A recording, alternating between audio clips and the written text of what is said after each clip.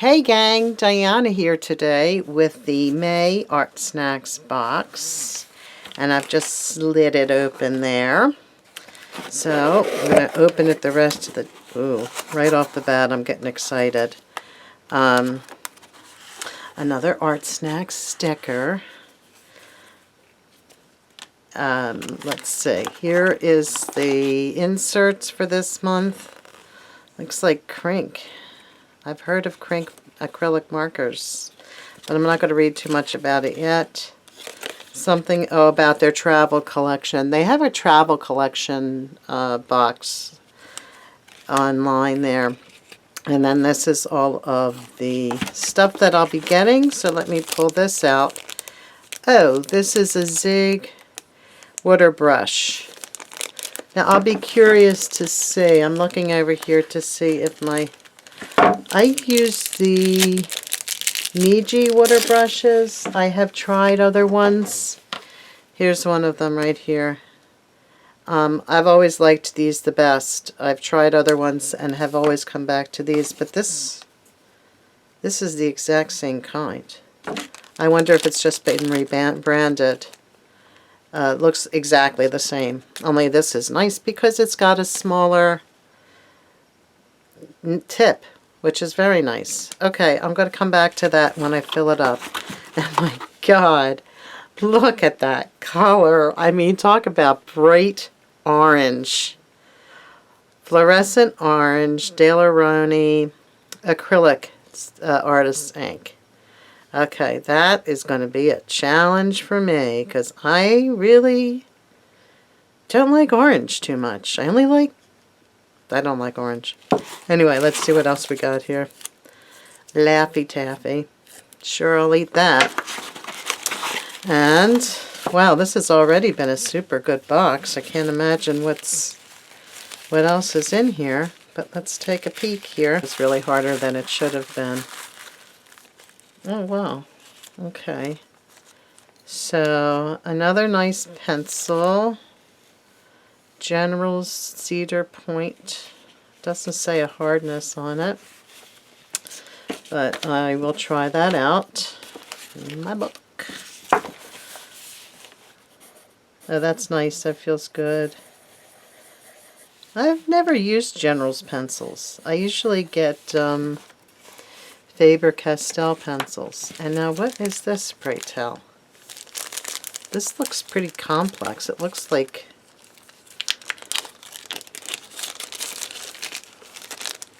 I think I'm going to have to read the directions. It's a permanent paint marker. Okay.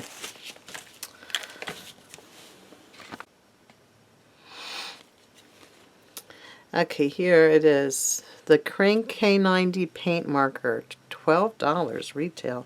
I mean, it feels kind of heavy and industrial. Krink developed a unique new paint marker with a pump action end and a Steeler roller ball tip. It's the first of its kind to use gently pumped. I wonder if you need to shake it. Pump the rubber end once. Once. Oh. Maybe twice. Okay. That actually was started. I needed to push down on the tip to get it moving. The paint looks almost like thick. Maybe I was supposed to shake it. Okay, I don't know if you'll be able to see this, but when I first started using it, it was thick and glossy, and then it sort of settled down. But it still is leaving a texture, which is interesting. So let's have a look at, yeah, this is the same. This has just been renamed. That's the same exact thing. And this is the Kuretake brush long. I just really have always, this is the one, this was the first kind I got, and I've had a few since then, and I love them. So the way you work this, if you have never used one of these, is you fill this barrel with water, and the way you do that on this particular pen, because it has a black thingy there, I guess a washer or something, and has a hole in it, so just either side of this barrel has the words push on it, so you squeeze that together and you suck up the water until it's full. And then it's really nice if you're going somewhere, if you're doing some location sketching, if you're just going to, oh, I forgot this. Oh my God. If you're just going to the coffee shop to journal, or, you know what I mean, if you're sitting in the living room with your paints, this is awesome. So I can't paint here yet because that's still wet. So I'm going to try it over here, and let's just take a look at this. It seems to me that I have had this kind of acrylic ink in the past. Special acrylic-based ink, highly pigmented, for creating multiple color layers. Dilute the ink with water to get high-intensity watercolor effect. Oh. Or use a dry brush to create a textured stroke. Okay. Yeah. So they're saying to use this with the water brush, which I'm just going to put the tiniest bit out because if I recall correctly, these really have a lot of mileage. So let's have a peek here. I'm actually going to turn this upside down, and I'm going to start in the center here. I don't have any water coming out here yet. There we go. So to get the water flowing in your water brush, just give a squeeze.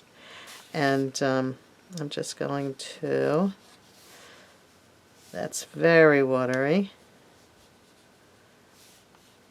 I was hoping it would be a little bit more solid. So let me grab a rag. I wanted to see what the true color of this is. It's not coming out quite as neon.